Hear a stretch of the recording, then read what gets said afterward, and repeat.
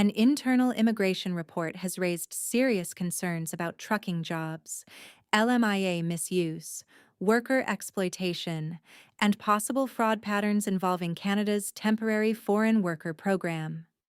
The report focused on work permit applications connected to certain trucking companies that had come under scrutiny. It does not accuse the entire trucking industry of wrongdoing, but it highlights red flags that officers identified while reviewing applications, employers, job offers, and representatives. One major concern involved small trucking companies receiving approval to hire far more foreign workers than their actual fleet size appeared to justify. In some cases, companies with only one or two trucks were linked to multiple LMIA-supported job offers, raising questions about whether the jobs were genuine. The report also pointed to safety concerns.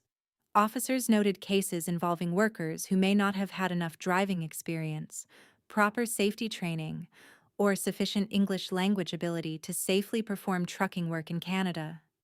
Some applications were refused because officers were not satisfied that applicants could communicate at the level needed for commercial driving. Another key issue involved documents submitted with work permit applications. The report described concerns about fabricated employment references, questionable work experience, and employers listed in applications that could not be verified. Officers also flagged concerns about some language test results and the genuineness of certain job offers. The report further identified patterns involving immigration consultants.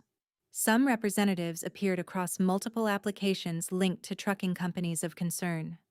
In one case, an applicant admitted paying a consultant a fee connected to the arrangement. Consultant names were redacted in the public version of the report. Temporary foreign workers can become vulnerable when their legal status is tied to one employer. Workers may feel trapped if they face wage theft, unsafe conditions, excessive hours, or threats. Canada's Vulnerable Worker Open Work Permit exists to help workers leave abusive employers without losing status. The issue has grown in recent years. Vulnerable Worker Open Work Permit approvals rose sharply from hundreds in 2021 to more than 9,600 in 2025, showing that employer-tied work permit abuse remains a major concern. For applicants, the warning is clear. Never pay for an LMIA or job offer. Verify that any immigration consultant is licensed. Research the employer independently. Do not submit fake documents.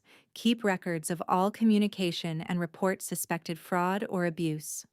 The report shows why LMIA integrity matters not only for immigration, but also for worker protection, road safety, and public trust in Canada's labor system.